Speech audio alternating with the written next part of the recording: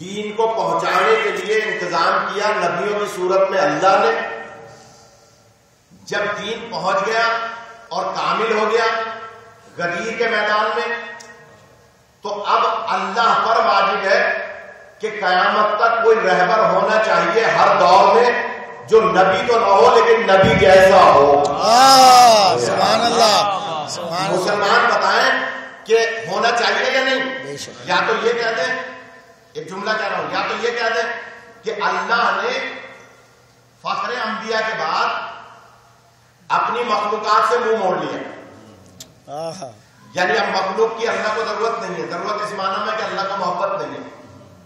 یا تو یہ مان لیں اگر اللہ کو اپنی مخلوق سے محبت ہے، وہ خالق ہے، جگہ اگر وہ مانتا ہے اپنی مخلوق کو، محبت کرتا ہے، 60 باپ اور 60 ماؤں سے زیادہ محبت کرتا ہے،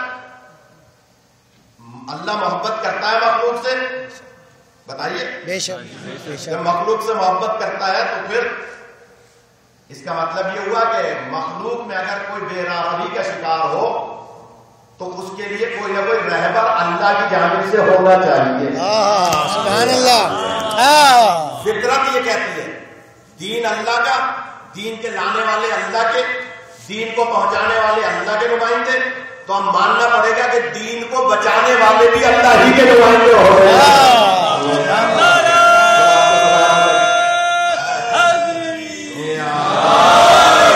دین کو بچانے والے اللہ کے نمائندے ہونے چاہیے. اب میں چیلنج کر کے بات کر رہا ہوں، جو حضرات تحقیق سننے کے عادی ہیں، داد دینے کے عادی نہیں ہیں، وہ غور فرمائیں، غور کیجیے گا. چیلنج کر کے جملہ کہہ رہا ہوں، اس کو خاص طور پر ریکارڈ کیجیے گا. آدم علیہ السلام سے لے کر خاتم علیہ السلام تک جتنے بھی انبیاء آئے، ان تمام انبیاء نے اپنے بعد والے نبی کو، جس کو وصی بنایا، نبی تھا لیکن اس نبی کا وصی تھا جو اس دنیا سے ظاہراً پردہ کر رہے تھے، جب اپنے وصی کو مقرر کیا تو علم العادات اور علم تواریخ کے اعتبار سے، سن و سال کے اعتبار سے، چاند کی تاریخ کے اعتبار سے، بہت بڑی تحقیق عرض کر رہا ہوں، غور کیجیے گا. اگر حساب لگائیں گے تو ہر نبی نے اپنے بعد والے نبی کو جو تاج نبوت اللہ کے حکم سے سر پہ سجایا، حساب لگانے سے ہر نبی کا وہ دن 18 ذی الحجہ کا بنتا ہے.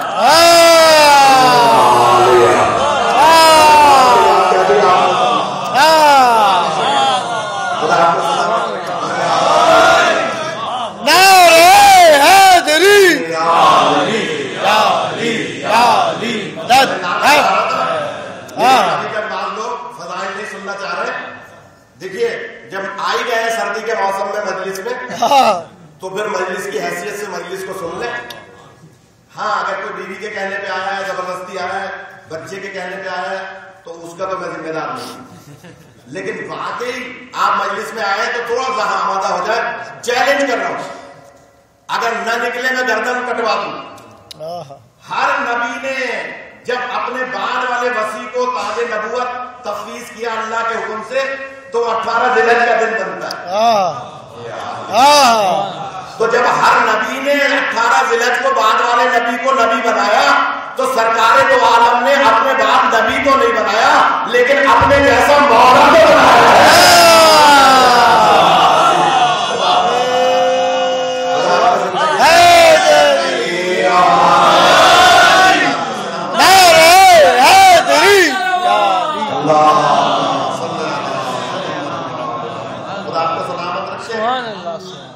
تحقیق کی بات عرض کر رہا ہوں، بے شک اس پہ تحقیق کریں علم العادات کے تحقیق رکھنے والے. 18 ذی الحجہ بنتا ہے ہر نبی کا، یعنی حضرت آدم نے حضرت شیش کو نبی بنایا ہے اللہ کے حکم سے تو وہ بھی 18 ذی الحجہ. اس کے بعد والے کسی نبی نے تاج نبوت تفویض کیا اللہ کے حکم سے تو 18 ذی الحجہ ہر نبی کا. اس کا مطلب کیا ہوا؟ تحقیق کیجیے گا، اگر کوئی غلط نکلا ہے میں گردن اڑوا دوں، مذہب چھوڑ دوں.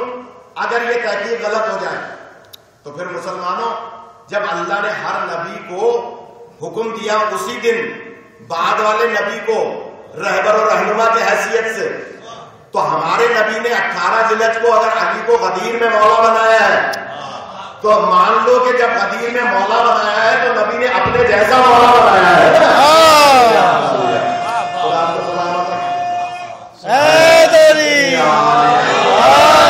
اور عجیب و غریب اگر اجازت دیں، حالانکہ بات موضوع میں تو نہیں ہوگی، شاید آگے یہ تو عرض کر دوں، بسم اللہ۔ 18 ذیلحج کو اللہ نے دن کو وسیع کر دیا تھا، سبحان اللہ۔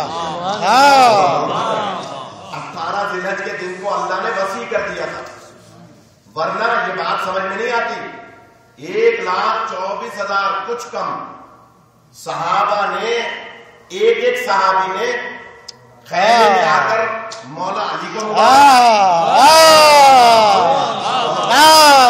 ایک ایک صحابی نے مولا علی کو مبارک دی۔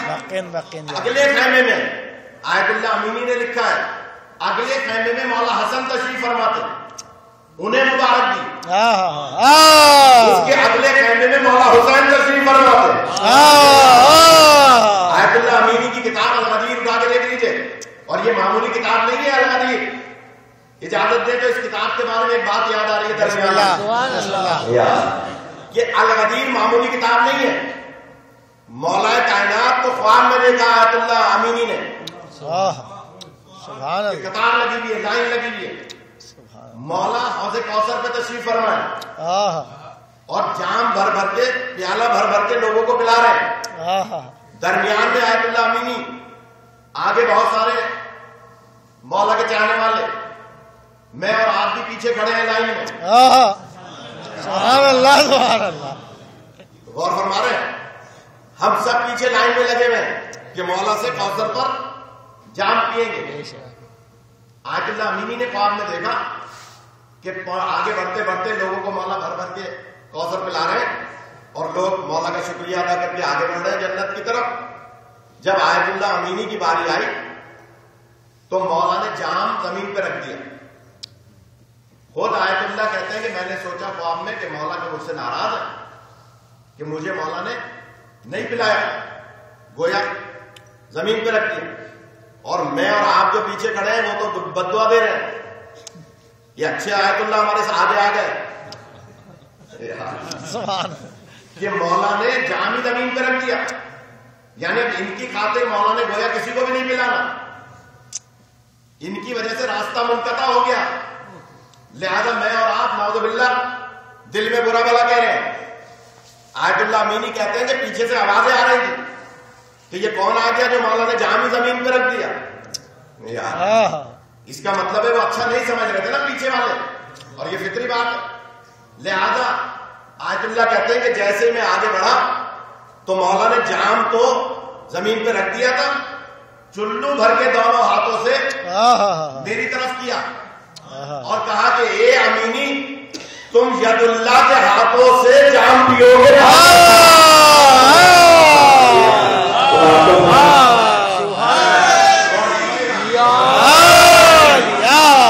اللہ کے ہاتھوں سے، گویا علی کے ہاتھ اللہ کے ہاتھ ہے، ید اللہ، عین اللہ، وجہ اللہ، لسان اللہ، ید اللہ، عین اللہ، یہ سب ہم کہتے ہیں یا نہیں کہتے؟ لہذا مولا کے ہاتھوں سے ان کے ہونٹ باقاعدہ مس ہوئے۔ وہاں تو جام تھا نا، اب جام بھی بیچ میں نہیں آیا، سبحان اللہ، یعنی اب بیچ میں جام نہیں ہے، مولا نے اپنے ہاتھوں سے پلایا، اور جب پانی کوثر کا پلایا تو آیت اللہ نے دس بستہ عرض کی کہ یا علی ایسی کون سی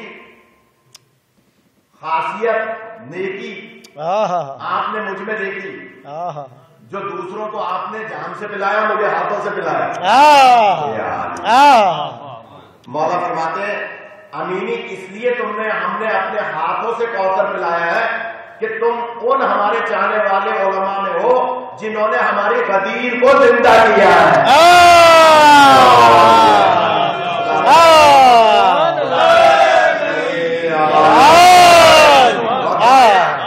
جنہوں نے ہماری غدیر کو زندہ کیا ہے۔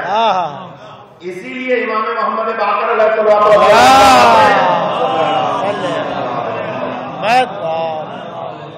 درود آپ کو راستہ پڑھتے ہیں مجھے دکھ ہوتا ہے.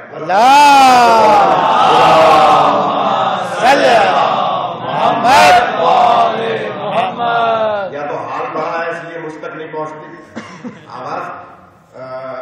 غور کیجیے گا کہ درود ہمیشہ بلند آواز. جو چھوٹا موٹا گناہ ہو جاتا ہے نا راہ چلتے ہوئے وہ زور سے درود پڑھنے سے جھڑ جاتا ہے. خدا آپ کا سلام.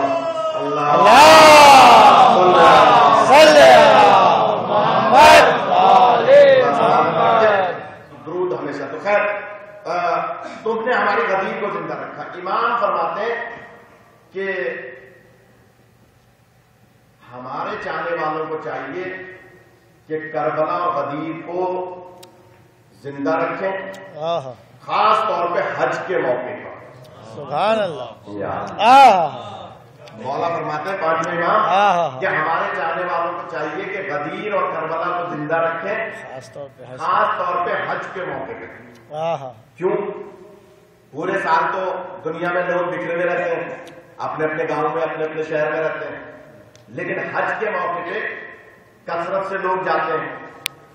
امام فرماتے ہیں حج پہ غدیر اور کربلا کو زندہ رکھیں. اور پھر مولا نے ایک جائیداد, ایک زمین کا ایک بہت بڑا ٹکڑا مختص کیا تھا کہ اس کی آمدنی صرف مینا میں مجلس کرانے اور غدیر کو یاد کرنے پر خرچ کی جائے. سبحان اللہ. سبحان اللہ. مینا کے خیموں میں, یعنی آج بھی جو حج پر لوگ جاتے ہیں وہ مینا کے خیمے میں مجلس ضرور کرتے ہیں. سبحان اللہ. اور مجلس کرنی چاہیے کیونکہ مولا کی وصیت ہے. اب جملہ کہہ رہا ہوں میں, خدا ہم سب کو آپ سب کو بار بار حج کی سعادت نصیب فرمائے.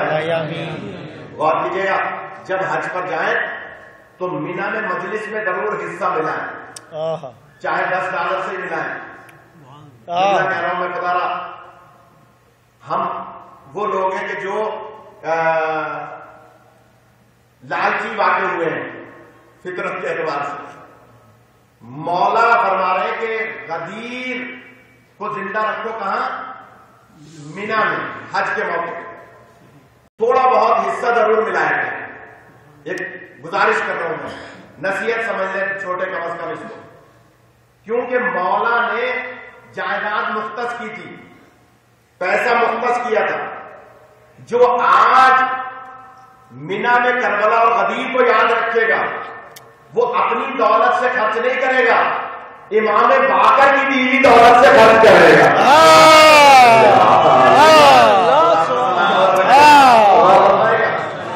کیونکہ امام نے قیامت تک کے لیے کہا کہ قیامت تک غدیر کو اور کربلا کو مینا میں یاد رکھو. تو اب اگر آپ یاد رکھنے کا ذریعہ بن رہے ہیں, تھوڑا سا پیسہ ملا رہے ہیں, تو سمجھ لیں یہ امام کا دیا ہوا پیسہ ہے, اور امام کی بیوی دولت نہ ختم ہونے والی دولت ہوا کرتی ہے. سبحان اللہ.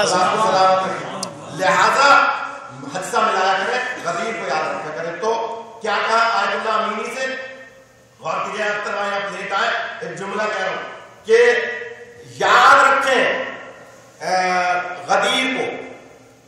تم نے ہماری غدیر کو زندہ کیا, ہم نے اپنے ہاتھوں سے تمہیں کوثر پلایا. آیت اللہ امینی. تو آیت اللہ امینی لکھتے ہیں اپنی کتاب میں, اگر وہ اگلی بات بھول گئے تو چھوڑ دو. بسم اللہ. اور یاد ہے تو بیچ میں بہت سی باتیں آ گئی. آیت اللہ امینی لکھتے ہیں کہ غدیر کے میدان میں 3 خیمے لگائے تھے. ایک خیمے میں مولا علی تشریف فرما تھے, اگلے خیمے میں مولا حسن, اس کے اگلے خیمے میں مولا حسین علیہ السلام. صحابہ ایک خیمے میں داخل ہوتے تھے, مولا علی کو مبارک دیتے تھے, پھر دوسرے خیمے میں جاتے تھے, پھر تیسرے خیمے میں جاتے تھے. کیا کہتے تھے؟ رسول پاک نے فرمایا ہے کہ ہم علی کو مولا مان رہے ہیں, علی کے بعد تمہیں مولا مان رہے ہیں, اور حسن کے بعد حسین کو مولا مان رہے ہیں. یہ بات ہو سکتا ہے کہ بچوں نے نہ سنی ہو کہ صرف مولا علی کو مبارک نہیں دی, مولا علی کو مولا نہیں مانا, بلکہ صحابہ نے دور رسالت میں غدیر کے میدان میں مولا حسن हुसैन को भी अब तो मौला हसन या मौला हुसैन से जंग करेगा, समझ लो रसूल से जंग कर रहा है।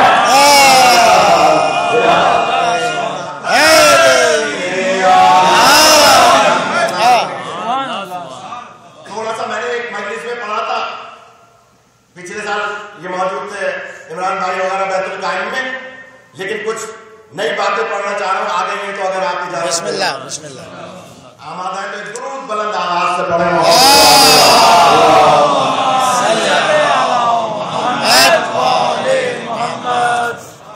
अच्छा, बाज लोगों को एक आदत होती है, वो ये कहते हैं कि साहब जनाब अबू तालिब पे तकरीर करने का अब क्या फायदा, गदीर पे तकरीर करने का अब क्या फायदा, क्या मिल रहा है इससे? तो बताऊं क्या मिल रहा है इससे? गदीर पे तकरीर करने से आप लोगों को जो सुन रहे हैं, माए बहने बच्चे बड़े सुन रहे हैं, हजरत अबू तालिब पे गुफ्तगू करने से और कुछ नहीं मिलेगा आज के दौर में, अपने हसब नसब का पता चल जाए।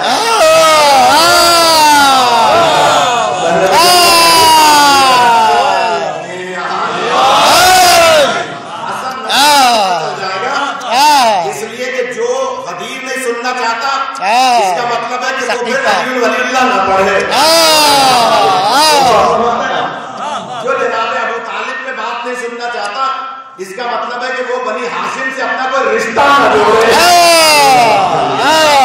गौर करना है, यानी एक बीमारी पैदा हो गई है बाद लोगों में कि वो कहते हैं कि साहब कोई ऐसी बात करें जो आज के दौर के काम की बात हो। आज के दौर के काम की बात आप तालिब यूनिवर्सिटी में बहुत पढ़ते सुनते हैं, सुबह शाम तालिब यूनिवर्सिटी में आज के दौर के काम की बात पढ़ रहे हैं ना। हाँ, आज के दौर में कल भी मैंने वालिदैन की अजमत पे गुफ्तगू की थी, बच्चों को भी निशानदेही की थी। कहीं कहीं जो बात आएगी मौके और मुनासबत के एतबार से, तो मौलवियों की, पढ़ने वालों की शरई जिम्मेदारी है कि उस पर बात करें। लेकिन ये के साथ लठमार मजलिस पढ़ते रहे, सिर्फ जहन्नुम दिखाते रहे, अल्लाह से डरो। एक जुमला याद आ रहा है अजहर हसन जैदी साहब, बिस्मिल्लाह बिस्मिल्लाह, वो फरमाते थे कि अक्सर ये कहा जाता है अल्लाह से डरो, अल्लाह से डरो, अल्लाह से डरो। तो अल्लाह से डरने का क्या मतलब है? अल्लाह कोई ऐसी चीज है कि जो नुकसान पहुंचा देगी? अल्लाह के नामों में से एक ही नाम तो कहार है, बाकी सारे नाम रहमान और रहीम। तो अल्लाह से डरने का क्या मतलब है? अल्लाह से डरने का मतलब यह है कि गुनाहों से इस्तेमाल करो। अल्लाह से डरने का मतलब यह है कि गुनाह कबीरा न करो, गुनाह सगीरा की तरफ इसरार न करो, लेकिन अल्लाह को कोई खौफनाक चीज के तौर पर न समझो कि जनाब अल्लाह गफूर रहीम है, वो 60 माँ और 60 बापों से ज्यादा मोहब्बत करने वाला है। तो गदीर को ऐसे ही नहीं कह दिया इमाम ने कि जिंदा रखो, इसलिए कि जो गदीर को बुला देगा वो इस्लाम को बुला देगा। यार क्यों जुमला कहा मैंने? इसलिए कि सारे नबियों की मेहनत 18 जिलहज में हुई है। मैंने इब्तिदा में कहा ना कि हर नबी को नबी बनाया बाद वाले नबी को, पहले वाले नबी ने, तो वो दिन 18 जिलहज का था। जो बाद में आए उनके लिए जुमला कह दिया मैंने, तहकीकी बात है। तो अगर मौला अली को मौला बनाया तो इसका मतलब यह है कि अब क़यामत में कोई नहीं कह सकता कि मेरा कोई रहबर और रहनुमा नहीं था। तो कह दिया जाएगा कि तुमने गदीर में नहीं सुना था कि नबी पाक ने फरमाया था, ए बिलाल जो आगे चले गए उनको वापस बुलाओ, जो पीछे रह गए उनका इंतजार करो। और कीजिएगा, मैंने अर्ज किया या रसूल खुदा, आपका पैगाम तौहीद, पैगाम रिसालत आज भी पहुंच रहा है दुनिया में। आज पहुंच रहा है या नहीं? बेशक। आज हुर बन के दरवाजे अहले बैत पे लोग आ रहे हैं या नहीं? बेशक। जो हुर बन के दरवाजा अहले बैत पे ना आए, लेकिन वो किसी और दरवाजे पे चला जाए तो उससे बेहतर है कि वहीं रहे। इसलिए कि आपने देखा होगा बहुत से क्रिकेटर और बहुत से गाना गाने वाले और बहुत से ऐसे लोग आ गए दायरा इस्लाम में जाहिरी, लेकिन वहां से भी ज्यादा बदबूदार हो गए। ये जनाब अगर दरवाजा अहले बैत पे हुर बन के ना आए तो फिर वही रहे, उससे तो गैर मुस्लिम बेहतर है। बेशक। اس لیے کہ دروازے اہل بیت پہ آئے ہور بن کے آج بھی آ رہے ہیں. بے شک آج آ رہے ہیں نہیں. بے شک ابھی اسی سال مونٹریال میں نے ایک بچہ شیعہ کیا, ماشاء اللہ. مونٹریال میں ابھی 4-6 دن پہلے. تو آ رہے آئیں گے انشاءاللہ. یا رسول خدا آپ کا پیغام توحید, پیغام رسالت, پیغام ولایت قیامت تک پہنچے گا, پہنچ رہا ہے. تو یہ صحابہ جو بیچارے آگے چلے گئے ان کو واپس کیوں بلا رہے ہیں؟ جو پیچھے رہ گئے ان کا انتظار کیوں فرما رہے ہیں؟ پہنچ جائے گا پیغام آگے والوں کو بھی پیچھے والوں کو بھی. تو شاید جواب آئے گا اتنی سی بات سمجھ میں نہیں آتی, جو علی کو چھوڑ کے آگے نکل جائے وہ بھی گمراہ ہے, جو علی کو چھوڑ کے پیچھے رہ جائے گا وہ بھی گمراہ ہے.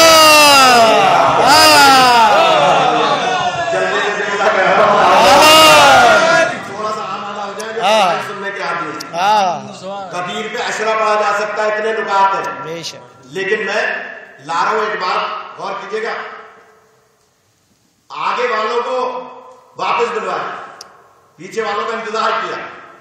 جب سب کے سب آ گئے تو فرمایا کہ یہ جتنے بھی پالان ہیں, پالان کسے کہتے ہیں کوئی بچہ بتائے؟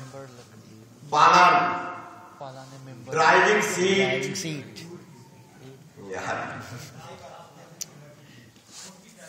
اگر میں یہ سمجھوں کہ کرسی پہ بیٹھے ہوئے لوگ مجلس نہیں سنیں گے آج میری,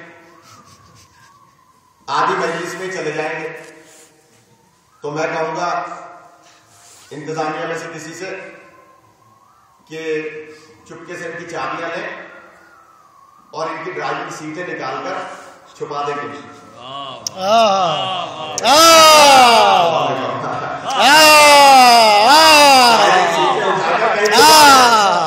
اب یہ آدھی مجلس چھوڑ کے جانا بھی چاہیں گے اور جا کر دیکھیں گے کہ وہاں تو سیٹ ہی نہیں ہے بیٹھنے کی, تو مجبوراً بھی آدمی سنیں گے.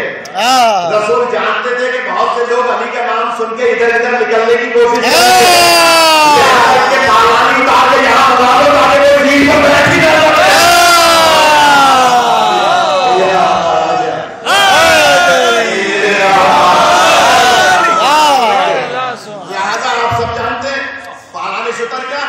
کہ جب وہ گدی رکھی ہوتی تھی, کپڑا رکھا ہوتا تھا, وہ پالان رکھے ہوتے تھے کہ اس کے بغیر اونٹ پہ کوئی بیٹھ نہیں سکتا.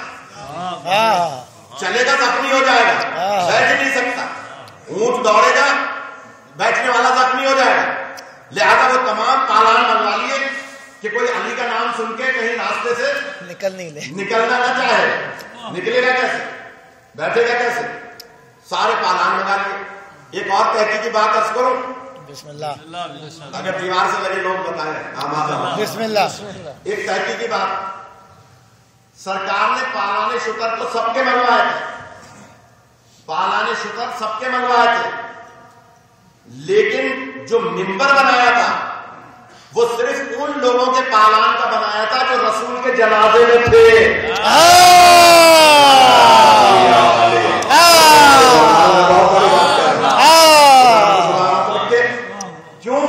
جو بعد میں رسول کے جنازے میں تھے, جنہوں نے سرکار کے جنازے میں شرکت کی, بعد میں جانتے تھے رسول. کیوں ان لوگوں کے پالان منگائے؟ اس لیے کہ باقی لوگوں کے پالان طہارت والے نہیں تھے. بہت بڑی بات کہہ رہا ہوں, لیکن بہت سارے لوگ آمادہ نہیں ہیں, تو ٹھیک ہے میں مسائل پڑھ لیتا ہوں. یہ جناب پالان شتر سب کے نہیں رکھتے تھے, مزہ سب کے لیے تھے, سب کے لیے تھے کہ لا کے یہاں رکھ دو, لیکن صرف ان لوگوں کے پالان لگائے گئے تھے جو بعد میں جنازہ رسول میں موجود تھے. اس کا مطلب ہے جو رسول پاک کی رحلت کے بعد جسم کو ہاتھ لگا سکتا ہے, اسی کا پالان اس قابل تھا کہ علی کا منبر بنایا گیا. اور سمجھ گا عجیب و غریب تحقیقی بات عرض کر رہا ہوں, غور کیجیے گا. باقر بھائی, نیر بھائی, جو بزرگ حضرات چودھری صاحبان بیٹھے, خاص توجہ کا طالب بیٹھے منبر پر. سرکار نے پالان شتر کا منبر بنایا. بلال آواز دو, بلاؤ. بعد میں لکھا ہے جناب سلمان کا, فکرت اختلاف ہے, بعد میں جناب سلمان کا لکھا ہے, بعد میں بلال کا لکھا ہے. تو جناب بلال نے ایک خود سے نعرہ بنایا. جو ہمارے نوجوان نعرے بنا لیتے ہیں نا, یہ بدعت نہیں ہے.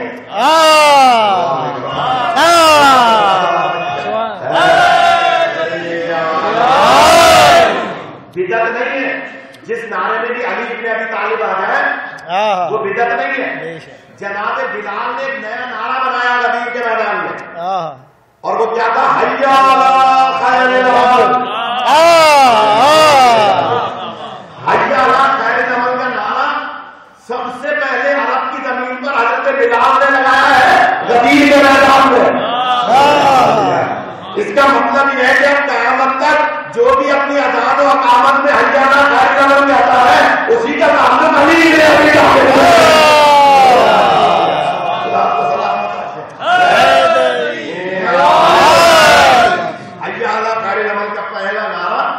جناب بلال نے لگایا اور بلایا, آؤ عمل خیر کی طرف. کیا بتایا؟ تو اب جملہ کہہ دوں میں, عمل خیر کا تعلق ہی علی ابن ابی طالب کی ذات سے ہے. اور دیکھیں اس کی ہم دلیل بھی رکھتے ہیں. ایک بیچ میں ایک دلیل اور یاد آ رہی ہے. میں آیا آپ کے شہر میں, ابھی یہاں غسل خانہ بن رہا ہے انشاءاللہ میتوں کو غسل دینے کا, لیکن ایسی جگہ پہنچا کہ جہاں پر میت موجود تھی, لوگ کھڑے ہوئے تھے, نماز کے لیے آمادہ تھے. میں بھی پیچھے کھڑا ہو گیا, دیکھا کہ سب ہاتھ کھول کے پڑھ رہے ہیں. میں نے بھی نماز پڑھ لی, اور میں نے سیگا کیا پڑھا؟ ہر ایک پہ پڑھنا ضروری ہے. جو بھی نماز پڑھا رہے ہیں اس کے بعد دعانا ضروری ہے کہ اللہم انا لا نعلم الا خیرا. خیر پہ مرا, یا اللہ میں کچھ نہیں جانتا سوائے خیر کہ یہ مرنے والا خیر پر تھا. جبکہ میں اس سے کبھی ملا نہیں, میں نے کبھی اسے دیکھا نہیں, میں نے اس کا چہرہ بھی نہیں دیکھا, چہرہ بھی بعد میں نماز جنازہ کے بعد دیکھا, میں کبھی ملا ہی نہیں. لیکن میں نے کہہ دیا یا اللہ میں جانتا ہوں کہ یہ خیر پر تھا. تو مجھ سے کوئی بھی سوال کر سکتا ہے کہ مولانا آپ کو کیا پتا کہ یہ نماز پڑھتا تھا یا نہیں پڑھتا تھا؟ آپ کو کیا پتا یہ روزہ رکھتا تھا یا نہیں رکھتا تھا؟ آپ کو کیا پتا یہ خمس و زکات ادا کرتا تھا یا نہیں کرتا تھا؟ تو میں کہوں گا کہ بھائی یہ کہنے والے کہہ رہے ہیں کہ یہ خیر پر تھا, اور خیر کا تعلق نہ نماز سے, نہ روزے سے, نہ حج سے, نہ زکات سے.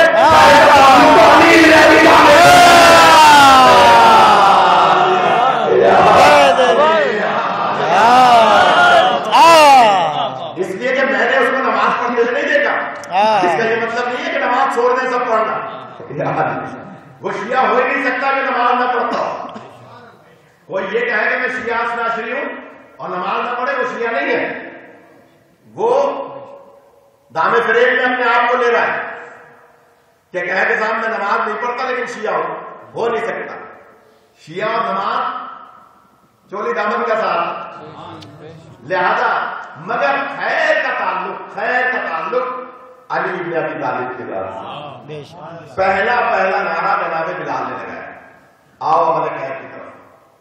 ایک صحابی دورے میں آئے, یا رسول خدا یہ بلال کیا کہہ رہے ہیں؟ ایک نئی چیز اذان میں. فرماتے جو سن رہے ہو حق سن رہے ہو. سرکار فرماتے جو سن رہے ہو حق سن رہے ہو. لہذا صحابہ جمع ہو گئے. سرکار نے, آپ نے سنا, پالان شکر کا ممبر بنایا, اور اس کے بعد جب ممبر پہ تشریف لائے تو آپ نے طویل خطبہ دیا ہے. ایک سرگودا کے عالم گزرے ہیں علامہ علی حسنین شیفتہ, پروفیسر تھے جو کراچی سے اور پنجاب سے تعلق رکھتے ہیں, انہیں جانتے ہوں گے.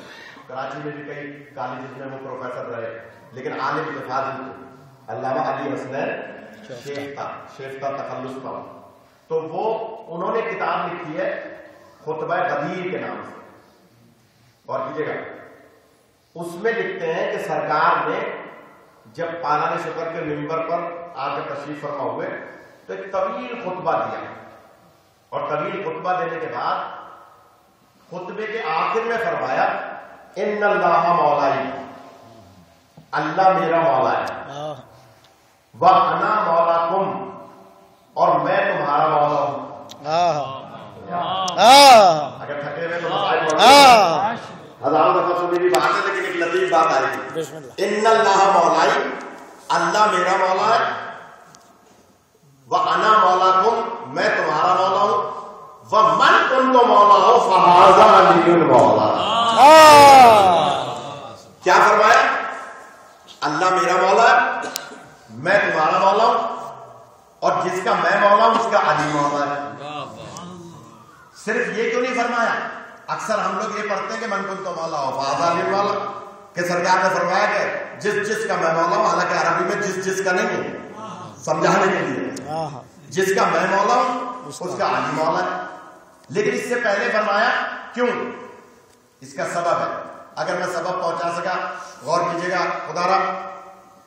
اس کا سبب یہ ہے کہ راولپنڈی میں میں آج سے کوئی 22 سال پہلے اشرا پڑھ رہا تھا چٹیاں ہٹیاں میں، تو وہاں ایک صاحب نے خط پرچہ لکھا کہ جناب مولا کی معنی 70 لکھی ہیں لغت میں، مولا کی 70 معنی لکھی ہیں، جن میں سے ایک معنی ہے غلام۔ تو ہم مولا کی معنی غلام لیتے ہیں، آپ کو کیا اعتراض ہے؟ میں نے کہا بالکل کوئی اعتراض نہیں، آپ کا نصیب ہے۔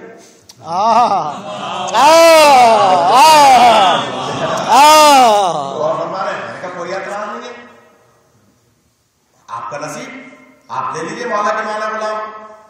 یہ کہہ کے میں اپنے موضوع میں کچھ اور موضوع تھا آگے بڑھ گئے، انہوں نے پھر پرچہ لکھا، ہاتھوں ہاتھ وہ پرچہ مجھ تک آیا، کہنے لگے کہ آپ نے یہ کہہ کے آگے بڑھ گئے کہ آپ کا نصیب، لیکن اس کی تشریح تو کیجیے۔ میں نے کہا اچھا سنیں، تشریح سن رہے تو ناراض مت ہوئیے گا، اگر آپ کہہ رہے ہیں تشریح تو پھر ناراض مت ہوئیے گا، اس لیے کہ آپ کہہ رہے ہیں کہ مولا کی 70 معنی ہے، اگر ایک معنی غلام ہے جو آپ لے رہے ہیں، تو پھر آپ جیسے معترضین کا رسول پاک نے پہلے سے منہ بند کیا ہے۔ رسول نے پہلے فرما دیا ان اللہ مولائی، اللہ میرا مولا ہے، وَأَنَا مَوْلَاكُمْ، میں تمہارا مولا ہوں، وَمَنْ كُنْتُ مَوْلَاهُ فَهَذَا عَلِيٌّ مولا، جس معنی میں اللہ مولا ہے اسی معنی میں رسول مولا ہے، جس معنی میں رسول مولا ہے اسی معنی میں علی مولا ہے۔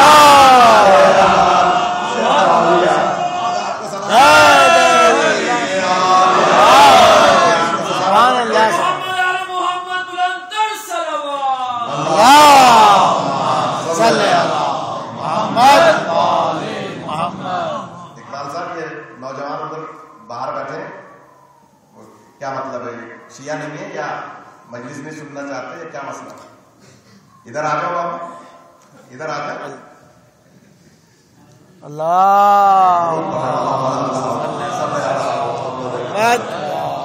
مولا سلامت رکھے، آپ ملت سے کٹ کے نہ بیٹھے، اور ہماری ملت علی ولی اللہ پہ جمع ہے، بے شک، اور فرمائے گا جو علی ولی اللہ پہ جمع نہیں ہے وہ ہماری ملت کا نہیں ہے، بے شک، جو مولا کی ولایت کا اقرار نہیں کرتا، قائل نہیں ہے، وہ ہمارا نہیں ہے، بے شک۔ لہذا اقبال صاحب پیچھے بیٹھتے ہیں، حد بنا دیتے ہیں، تو اس حد سے پیچھے نہ جائے، لہذا تھوڑا سا آمادہ رہیے اور مل کے رہیے، کیونکہ میں ابھی تو کہہ رہا ہوں کہ ہم بلا فصل کے ماننے والے ہیں، ہم بلا فصل کے ماننے والے ہیں، لہذا خدا سلامت رکھے ہماری قوم کے جوانوں کو، بزرگوں کو، سب کو۔ تو فرمایا من کنت مولا فہذا علی مولا، کہ جس معنی میں اللہ مولا ہے اسی معنی میں رسول مولا ہے، اسی معنی میں علی مولا ہے۔ اب اگر آپ غلام معنی لیں گے تو صرف مولا علی کے لیے نہیں لیں گے، آپ کو معنی وہی رسول پاک کے لیے لینی پڑے گی، وہی اللہ کے لیے لینی پڑے گی۔ لہذا جس معنی میں اللہ مولا اسی معنی میں نبی مولا، اسی معنی میں علی ابن ابی طالب مولا ہے۔ اور پھر آپ مانے یا نہ مانے، سب نے وہاں بکن بکن کہہ کے مبارک کی۔ اب اب جملہ کہہ رہا ہوں کہ بعد میں آنے والے جوانوں کے لیے. اچانک ایک شخص صحابہ کے درمیان داخل ہوا اور ایک صاحب کے کاندھے پر زور سے ہاتھ رکھا. بہت بڑی بات کہنے جا رہا ہوں جو فضائل سننے کے عادی ہیں. ایک شخص کے کاندھے پر ہاتھ رکھا اور اتنی زور سے ہاتھ رکھا کہ آہینی ہاتھ تھا جس سے پاکستانی حکومت کو آج تک ملا ہی نہیں ہوتا. ہر بات میں کہتے ہیں کہ آئینی ہاتھ سے ملتا جائے گا لیکن وہ ہاتھ ابھی تک بنا ہی نہیں ہے پاکستان میں, لیکن غدیر کے میدان میں بن گیا تھا. لہذا غدیر کے میدان میں ایک شخص کے کاندھے پر زور سے, کیونکہ وہ خود آ کر چلاتا ہوا رسول پاک سے کہتا ہے یا رسول خدا غضب ہو گیا. آج نہ معلوم کون تھا جس کو ہم نے نہ مکے میں دیکھا نہ مدینے میں دیکھا, پہلی دفعہ غدیر میں دیکھا اور اس نے میرے کاندھے پر زور سے ہاتھ رکھ کے کچھ کہا. غور کیجیے گا خدا. سرکار فرماتے کیا کہا اس نے کہا کہ اے فلاں ابن فلاں, یہ جو رسول پاک نے علی کی مولائیت کی گرہ ماری ہے اس گرہ کو تم مت کھولنا ورنہ تمہارا شمار کافروں میں ہو جائے گا.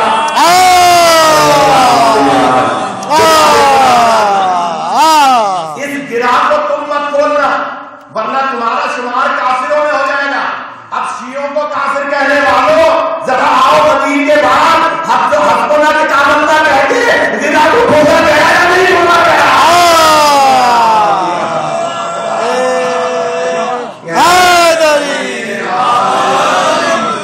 عجیب و غریب بات ہے کہ اس گرہ کو تم مت کھولنا, اگر تم نے کھول دیا تو تمہارا شمار کافروں میں ہوگا. آ کر وہی شخص رسول پاک سے کہہ رہا ہے سرکار یہ کون تھا؟ سرکار فرماتے تم نہ اسے مکے میں دیکھ سکتے تھے نہ مدینے میں. عمران بھائی توجہ کرو, دیکھ ہی نہیں سکتے تھے اس لیے کہ یہ انسان نہیں تھا, یہ جبریل امین تھے. یہ جبریل امین تھے جو تمہیں تنبیہ کر رہے تھے کہ اس گرہ کو تم مت کھولنا. میں کہوں گا کسی اور کے پاس کیوں نہیں گئے؟ یعنی اللہ نے ساری حجتیں پوری کی ہیں کہ کل کو کوئی یہ نہ کہہ دے کہ علی کی مولائیت کا وقت کہہ کے تو میں نے مبارک دے دی تھی لیکن دل میں جو بات تھی اس کی تنبیہ جبریل امین نے آ کر کی ہے کہ تم علی کی ولایت کی گرہ مت کھولنا. یہ جو مولا بنایا ولایت کی ہے اس کو کھولنا نہیں ورنہ تمہارا شمار کافروں میں ہو جائے گا. خود ہی تصدیق کرتی رسول پاک سے بیان کر کے. پھر اب میں منصف مزاج لوگوں پہ چھوڑتا ہوں تو تاریخ اٹھا کے آپ دیکھیے کہ وہ گرہ کھولی یا نہیں کھولی, کہا یا نہیں کہا کہ ہمارے لیے اللہ کی کتاب کافی ہے. اگر کہا ہے تو اس کا مطلب مان لو ہم تو کافر کہلوانے کے لیے آمادہ ہیں. وہاں جبریل کس کو کافر کہہ رہے ہیں جا کر غدیر اٹھا کر دے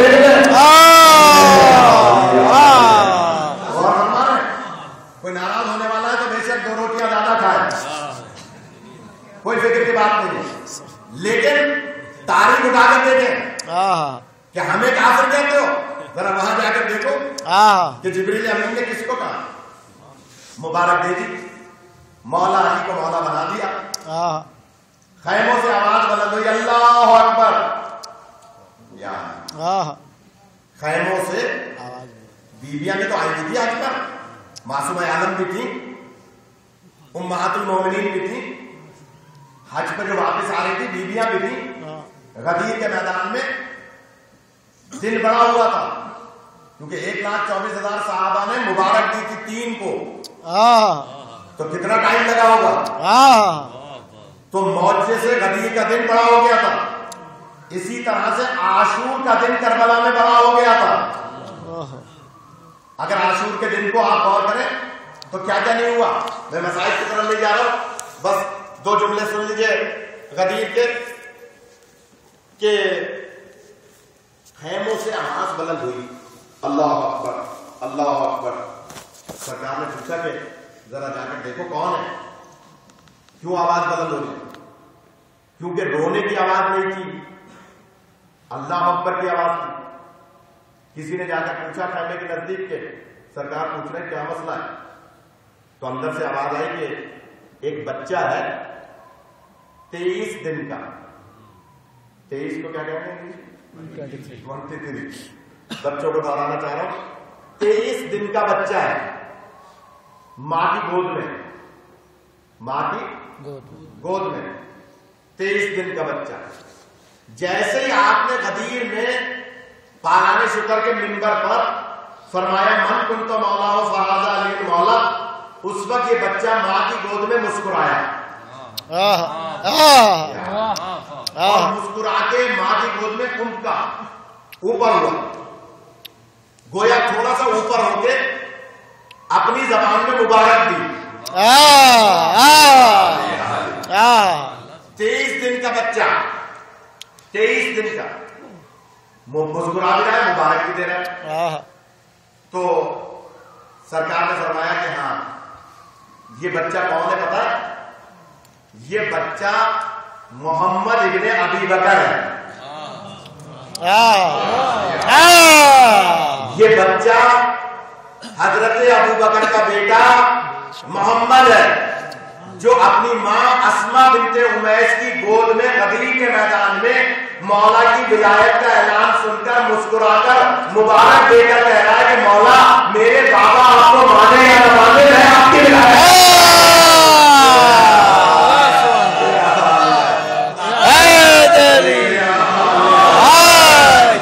سبحان اللہ، کوئی مانے یا نہ مانے میں آپ کی ولایت کا اقرار کر رہا ہوں۔ 23 دن کا محمد ابن ابی بکر مسکرا کے مولا کی ولایت کا اعلان کرتا ہے۔ اسی لیے مولا فرماتے ہیں کہ محمد ابن ابی بکر ابو بکر کی سلب سے ہمارا بیٹا ہے۔ اندازہ لگائیے کریمی اہل بیت، جو غیر سید بھی ان کے دروازے پہ جھک جائے اسے اپنا بیٹا قرار دے دیتے ہیں۔ لیکن اگر جھک جائے ان کے دروازے پر ویسا جھک جائے جیسے جھکنے کا حق ہے۔ سبحان اللہ۔ ایک وزیر اعلیٰ سندھ کا قائم علی شاہ کا مشیر تھا، ابھی وہ چیف جسٹس کے آرڈرز کو اس کو ہٹایا، فیروز الدین ہزاروی، یہ نہیں بھائی جانتے ہیں، فیروز الدین ہزاروی مشیر تھا مذہبی امور کا۔ تو وہ کبھی کبھی بلا لیتا تھا کسی مذہبی تقریب میں، عجیب بات یاد آ رہی ہے، اور مذہبی تقریب میں بلا لیتا تھا تو اور بھی علماء تھے، شیعہ سنی بریلوی دیوبندی اہل حدیث سب تھے، مجھ جیسے طالب علم کو بھی بلایا۔ مجھ سے پہلے یہ ہدایت صاحب یہاں تشریف فرمائے، ان کے سالے ہیں، وہ بھی خطیب ہیں، علامہ سجاد شبیر رضوی، ان کی تقریر تھی۔ تو انہوں نے اپنی تقریر میں کہا اتحاد بین المسلمین کی بات کرتے ہوئے کہ جناب ہم اتحاد بین المسلمین کے اتنے زیادہ قائل ہیں کہ آپ شیعہ خطیبوں کو اگر مندر میں خطاب کے لیے بھی بلائیں گے تو ہم وہاں بھی آئیں گے۔ یا آپ انسانیت کی خاطر گرجا گھر میں بھی ہمیں بلائیں گے، ہم وہاں بھی آ کر اسلام کا پیغام دیں گے، ہم وہاں بھی اسلام سلامتی کا دین بتائیں گے۔ یہ کس نے کہا؟ ہمارے دوست علامہ سجاد شبیر رضوی نے۔ جب وہ تقریر کر کے بیٹھے تو کیونکہ میری تقریر ہو چکی تھی تو اب آئے وہ فیروز الدین ہزاروی، کہنے لگے بھائی ابھی علامہ سجاد شبیر صاحب نے بات کی ہے کہ ہم گرجا گھر میں بھی جانے کو تیار ہیں، ہم وہابیوں کی مسجد میں بھی جانے کو تیار ہیں، ہم بریلویوں کے بھی جانے کو تیار ہیں، میں اس سے آگے بات کرتا ہوں۔ کون کہہ رہا ہے؟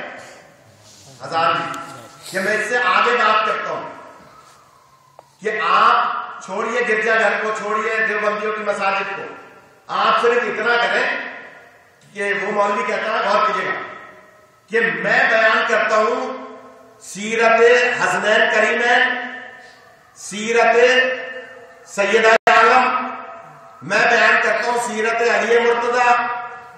کون کہہ رہا ہے؟ ہزاروی۔ میں دوہرا اس لیے کہ یہ بات پہنچ جائے۔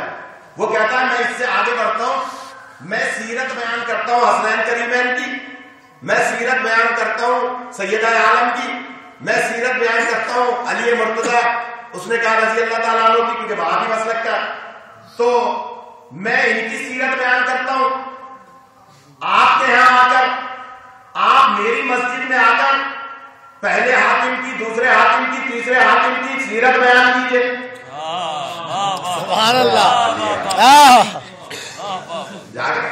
سبحان اللہ، پیچھے والے آواز کا بسم اللہ۔ کیا کہا؟ میں بیان کرتا ہوں پنجتن پاک کی تاریخ آپ کے یہاں آ کر، میں وہابی ہوں، آپ شیعہ ہو کر ہماری مسجد میں آ کر تعریف کیجیے 1 2 3 کی۔ خلفاء کی۔ اب سب خاموش کے ساتھ اس میں تو ایک بڑا چکا مار بڑی بات کر دی، اتحاد بین المسلمین کی خاطر۔ میں دل میں نعت علی پڑھ رہا تھا، موقع مل جائے اس کے بعد مجھے تقریر کا، میں کیونکہ تقریر کر چکا تھا تو اب موقع ملنا مشکل کام تھا، کیونکہ اصول کے تحت اس کی آخری تقریر تھی، صدارت تھی، وزیر تھا مذہبی امور کا، لہذا اس کی آخری تقریر تھی۔ اچانک مولا علی نے اس کے دل میں ڈالا، اور یہی کہوں گا نا میں، آپ خاموش رہیں بے شک، مولا نے اس کے دل میں ڈالا، کیونکہ میں نے نعت علی پڑھی تھی، لگتا ایسا یا نعت علی کے قائل لوگ نہیں،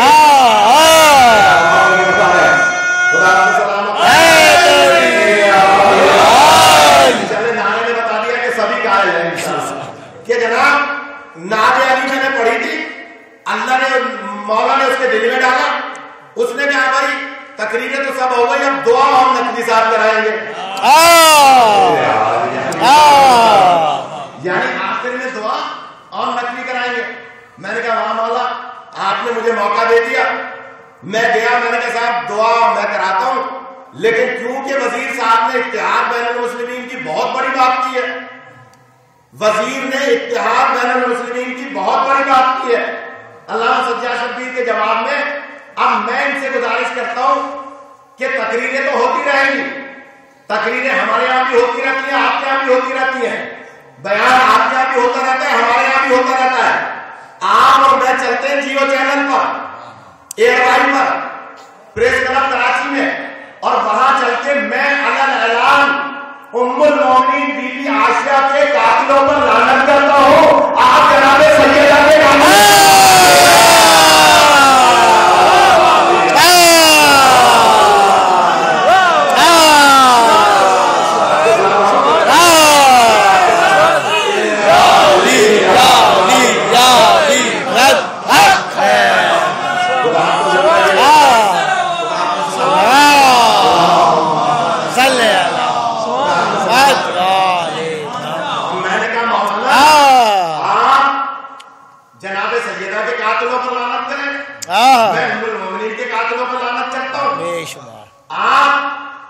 مولا علی کے اصل قاتل پر لعنت کریں، میں محمد ابن ابی بکر جو حضرت ابو بکر کا بیٹا تھا اس کے قاتل پر لعنت کریں۔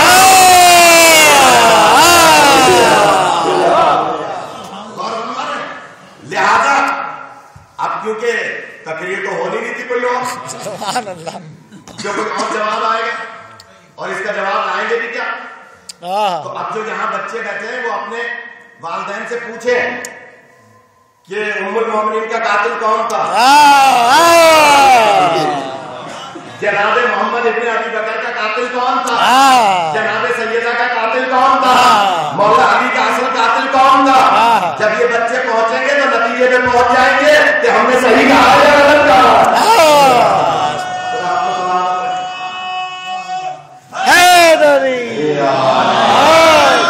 تو غدیر کے میدان میں محمد ابن ابی بکر نے مسکرا کر مبارک دی اور یہ بتلا دیا کہ مولا کوئی مانے یا نہ مانے میں آپ کی ولایت کا اقرار کرتا ہوں۔ اچھا ایک بات اور رہ گئی ہے اگر اجازت دیں، بسم اللہ۔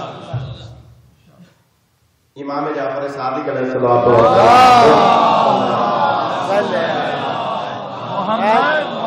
عجیب عجیب لطیف لطیف باتیں ہیں غدیر میں، تو یہ تو کیونکہ بات نکل آئی تو میں نے عرض کر دیا کہ رہبر و رہنما کا ہر دور میں ہونا ضروری ہے۔ کل سے عرض کروں گا کہ رہبر و رہنما کا کیسا ہونا ضروری ہے۔ سبحان اللہ۔ رہبر کو کیسا ہونا چاہیے، اور ان رہبروں کو اللہ نے بنایا تو کیا نص قائم کی، یہ تفصیلات آئیں گی انشاءاللہ. لیکن آج کی حد تک اتنا عرض کر دوں کہ مولا سے کسی نے پوچھا چھٹے امام پاک سے کہ مولا، چھوٹا بچہ، کمسن بچہ، دودھ پیتا بچہ ماں کی گود میں، جھولے میں، پلنگ پہ، کہیں بھی سو رہا ہوتا ہے، گہری نیند سو رہا ہے. مائیں غور کریں جو مجلس سن رہی ہیں، بچہ سو رہا ہوتا ہے، سوتے سوتے اچانک مسکرانے لگتا ہے.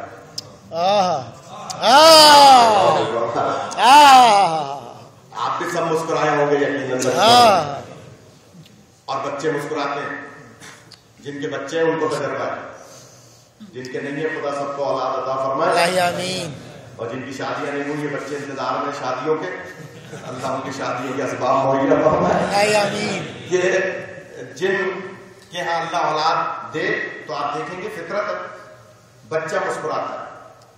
لیکن صرف شیعہ کا بچہ نہیں مسکراتا، کافر کا بھی مسکراتا ہے، مشرک کا بھی مسکراتا ہے، یہودی کا بھی مسکراتا ہے، عیسائی کا بھی، ہندو کا بھی، سب کا مسکراتا ہے. تو سوال کیا کسی نے میرے اور آپ کے چھٹے امام سے کہ مولا، محمد ابن ابی بکر تو غدیر کے میدان میں مولا علی کی ولایت کا اعلان سن کے مسکرائے تھے اور امت کر مبارک دی تھی، لیکن یہ غیر مسلموں کے بچے، مسلمانوں کے بچے جو ماں کی گود میں سو رہے ہوتے ہیں یا سو رہے ہوتے ہیں، وہ کیوں مسکراتے ہیں؟ تو میری تقریر کا پہلا جملہ پھر آخر میں آ رہا ہے. امام فرماتے ہیں بچہ فطرت اسلام پر پیدا ہوتا ہے. اور آج میں نے یہی جملہ کہا تھا نا کہ بچہ فطرت اسلام پر پیدا ہوتا ہے. اب امام فرما رہے ہیں کہ بچہ چاہے کافر کا ہو، مشرک کا ہو، مومن کا ہو، منافق کا ہو، بچہ فطرت اسلام پر پیدا ہوتا ہے. اور یاد رکھو، جب کوئی بچہ سوتے میں مسکرائے، مائیں غور کریں، تو وہ جب مسکرانے لگے تو اس کے ماں باپ کو چاہیے، دیکھنے والوں کو چاہیے کہ اس کی دونوں آنکھوں کے درمیان پیشانی پر بوسہ دیا کرے. دونوں آنکھوں کے درمیان بوسہ دیں، پیار کریں. تجسس بڑا سوال کیا، مولا سبب کیا ہے؟ مولا فرماتے اس کا سبب یہ ہے کہ جب کوئی کمسن بچہ خود بخود مسکرائے تو سمجھ لو ہم 14 میں سے کسی کی زیارت کر رہا ہے.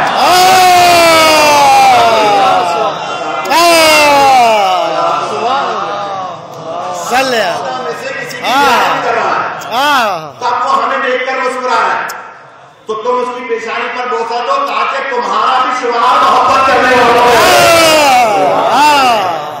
سلامت رکھ کے. محمد ابن ابی بکر نے غدیر میں مسکرا کے مبارک دی تھی. اور یہ بچے جو فطرت اسلام پر ہے، فطرت پہ مر جائے جہنم میں نہیں جائے گا.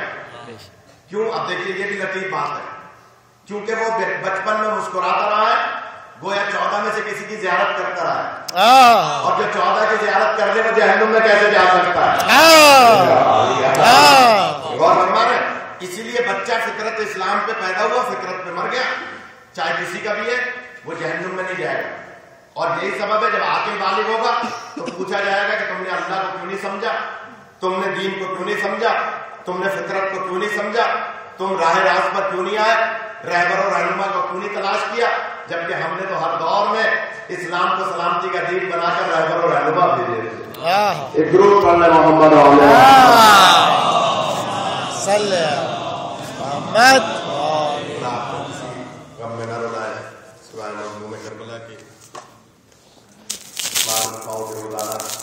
دیر ہو جاتی ہے، تقریباً 1.5 گھنٹے کی مجلس ہو جاتی ہے، جبکہ آپ حضرات 1 گھنٹے کے عادی ہیں. لیکن میری مجبوری ہے کہ میں بخل نہیں کر سکتا، جو بات آ جاتی ہے وہ عرض کر دیتا ہوں. تو جو جاب والے ہیں یا اسکول والے بچے ہیں میں ان سے معذرت ہوں، کوشش کریں گے کہ 20 میں 1 گھنٹے سے زیادہ نہ بڑھے، لیکن مجبوری ہوتی ہے. خدا آپ کو کسی غم میں نہ رلائے. رسول پاک ایک مرتبہ جناب فضہ کو پاس بلاتے ہیں اور فرماتے ہیں فضا تم نے بہت خدمت کی ہے میری بیٹی کی، ہماری اہل بیت کی، تم ضعیفہ ہو، میں چاہتا ہوں کہ تمہیں کچھ انعام دوں، کوئی تحفہ دوں۔ جناب فضا دست عرض کرتی ہیں سرکار آپ نے مجھے زہرا کی کنیز بنایا، اس سے بڑا میرے لیے تحفہ کیا ہو سکتا ہے؟ حسنین علیہ السلام مجھے ماں کہہ کے مخاطب ہوتے ہیں، یہ بچے مجھے ماں کہتے ہیں، اس سے بڑا میرے لیے تحفہ کیا ہوگا؟ سرکار مجھے کوئی تحفہ نہیں چاہیے، بس آپ کی کریمی ہے، آپ یقیناً قیامت میں شفاعت فرمائیں گے۔ سرکار مسکرائے، فرمایا نہیں فضلا کچھ مانگو تو صحیح۔ کا چاہ کا اگر آپ کی رحمت کو جوش ہے، آپ مہربانی فرما رہے ہیں تو دعا فرمائے کہ اللہ میری 3 حاجتوں کو پورا کرے جنہوں نے آئے ہیں۔ فرمایا کہ ہاں بتاؤ۔ کہ پہلی حاجت تو یہ ہے کہ میں کبھی کبھی دیکھتی ہوں کہ یہ دونوں بہن بھائی حسین و حسین چھپ چھپ کر کسی کربلا کا ذکر کرتے ہیں۔ جلدی نہیں کروں گا مسائل، یہ چھپ چھپ کر دونوں بہن بھائی کسی کربلا کا ذکر کرتے ہیں، اور کبھی بھائی بہن کی کلائیوں کا بوسہ دیتے ہیں، اور کبھی بہن بھائی کی گلے کا بوسہ دیتی ہے۔ میں نے دیکھا ہے کہ یہ دونوں بہن بھائی تنہائی میں کسی کربلا کا ذکر کرتے ہیں۔ آقا میری پہلی خواہش یہ ہے کہ اگر کوئی ایسا ماحول ہے، کوئی ایسی بات ہے، کوئی کربلا ہے، تو آپ میرے لیے دعا فرمائیں کہ میں بھی کربلا میں موجود ہوں۔ اور آقا میری دوسری خواہش یہ ہے کہ اللہ مجھے اتنی عمر عطا فرمائے کہ میں ان بچوں کے ساتھ کربلا میں جاؤں، کربلا میں جا کر خدمت کروں، اتنی مجھے اللہ عمر عطا فرمائے۔ اور تیسری گزارش یہ ہے کہ اللہ مجھے ایسی صحت عطا فرمائے کہ میں نے جیسے زہرا کی خدمت کی ہے ایسے شادی زہرا کی خدمت کروں۔ اجرکم اللہ، خدا آپ کو کسی وقت جو رونے آئے ہیں عزاداروں رسول پاک، اور ایک مرتبہ آنکھوں میں آنسو بھر کے کہا کہ حافظہ یہ میرے بچے جس کربلا کا ذکر کرتے ہیں وہ یقیناً ایک کربلا ہونے والی ہے۔ عزاداروں جناب فضا کے لیے دعا ہوئی، اللہ نے جناب فضا کو عمر بھی عطا فرمائی، اس وقت تک کے لیے صحت بھی عطا فرمائی، اور ساتھ کے ساتھ جب کربلا سے یہ قافلہ جا رہا تھا تو مولا حسین کے پاس آئی تھی کہ آقا مجھے پتا ہے کہ آپ کو کہاں جانا ہے، میں نے آپ کے نام سے سنا ہوا ہے، لہذا میرا نام بھی فہرست میں لکھوائیے۔ عزاداروں فہرست میں نام لکھوایا گیا۔ جناب فضا معمولی حیثیت کی حامل نہیں ہے، سنیے گا آج میں نے عباس مرزا صاحب کے ہاں تھوڑا سا مسائل چھوڑ دیا تھا اس لیے کہ بہت طویل ہو گیا تھا، لیکن اس وقت جب بی بی نے وصیتیں فرمائی تھی مولا علی سے تو صرف مولا علی سے نہیں کہا تھا کہ یا علی میرے حسین کی پیاس کا خیال کرنا، بلکہ جناب فضا سے بھی کہا تھا کہ بہن فضا میرے حسین کو پیاس بہت لگتی ہے، میرے حسین کی پیاس کا خیال کرنا۔ عزاداروں یہی سبب ہے کہ جناب فضا کی عادت تھی کہ ہر نماز سے پہلے مولا حسین کو ایک جام پانی کا پلایا کرتی تھی، ہر نماز سے پہلے ایک جام پانی کا پلاتی تھی اور کہتی تھی آقا پانی پی لیجئے، کہیں ایسا نہ ہو کہ آپ کی نماز کے دوران پیاس اٹھ جائے، آپ کو پیاس لگ جائے اور آپ کی ماں مجھ سے ناراض ہو جائے۔ ہر نماز سے پہلے جناب زہرا کے بعد شہادت حضرت زہرا کے بعد ہر نماز سے پہلے مولا حسین کو پانی پلایا کرتی تھی۔ عزاداروں کے جملے میں دوہرا وہاں تک پہنچ جائے ہر نماز سے پہلے پانی پلانے والی اماں فضا سارے کے بعد